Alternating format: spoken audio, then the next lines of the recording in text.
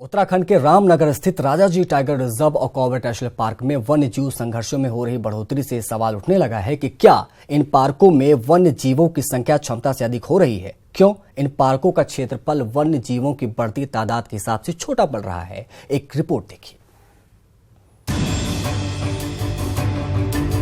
उत्तराखंड का Corbett tiger reserve दुनिया का एकमात्र ऐसा संरक्षित क्षेत्र है जहां एक निश्चित एरिया में सबसे अधिक टाइगर पाए जाते हैं। लेकिन अब कॉर्बेट की वन्य जीव क्षमता को लेकर सवाल उठने लगे हैं। यहां टाइगर हाथी के बच्चों को अपना निवाला बना रहे हैं। कॉर्बेट में पिछले 5 सालों में 21 हाथी आपसी संघर्ष में मारे गए। चौंकाने वाली बात यह है कि इनमें से हाथी के 13 बच्चों को टाइगर ने मार डाला। ये खुलासा किया है खुद विभाग के रिसर्च विंग ने।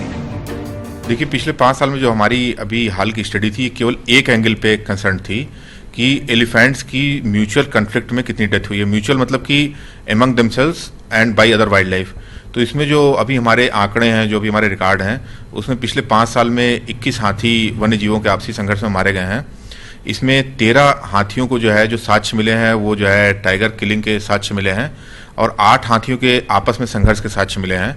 और लेकिन मैं एक बात जोड़ना चाहूंगा कि ये कोई एक अलार्मिंग नंबर नहीं है, क्योंकि हमारे यहाँ टाइगर और एलिफेंट दोनों की एक बड़ी रोबस्ट पॉपुलेशन है कॉर्बेट के अंदर।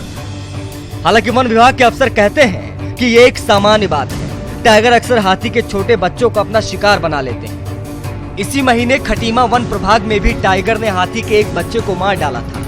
भारतीय वन्य जीव संस्थान के वैज्ञानिक मानते हैं कि वन्य जीवों की बढ़ती संख्या और क्षेत्रफल सीमित होने के कारण वन्य जीवों में आपसी टकराव बढ़ने की आशंकाएं बनी रही। बिल्कुल एक नॉर्मल सा एक नेचर में जिस तरह से होता है वो चीज़ है ये, तो इसमें कोई अलार्मिंग बात नहीं है। और सबसे बड़ी बात ये भी है इसमें कि अभी हमारे रिसर्च विंग ने इस पर कोई रिपोर्ट अपनी पब्लिश नहीं करी है। हमने उनसे कहा भी है कि जो डाटा है आपका उसका एनालिसिस करिए, उस पर अपनी कमेंट्री दीजिए और पूरी एक रिपोर्ट दीजिए।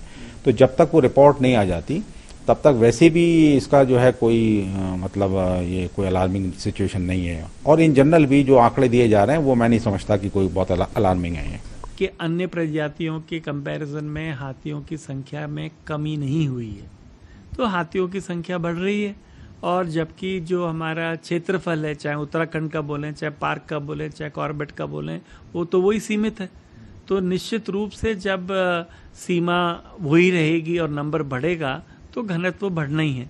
और उनकी रिक्वायरमेंट भी है, उनको टेरिटरी भी चाहिए। जानवर ऐसा नहीं है हाथी कि आप उनको किसी एक छोटे से रेंज में या जगह पे आप उनको केंद्र में उनको इकट्ठा कर सकते हैं। बहरहाल अकेले कॉर्बेट में 215 टाइगर और 1100 के आसपास हाथी मौजूद हैं। तो राजाजी में 34 टाइगर और 350 के आसपास हाथी भी मौजूद है। उस पर पर्यटकों की तादाद और बढ़ता शहरीकरण, यदि जल्द ही कोई ठोस उपाय नहीं किए गए तो आश्चर्य नहीं है कि वन्य जीव संघर्ष ही नहीं, मानव वन्य जीव संघर्ष भी एक दिन खतरनाक स्थिति में पहुंच जाए।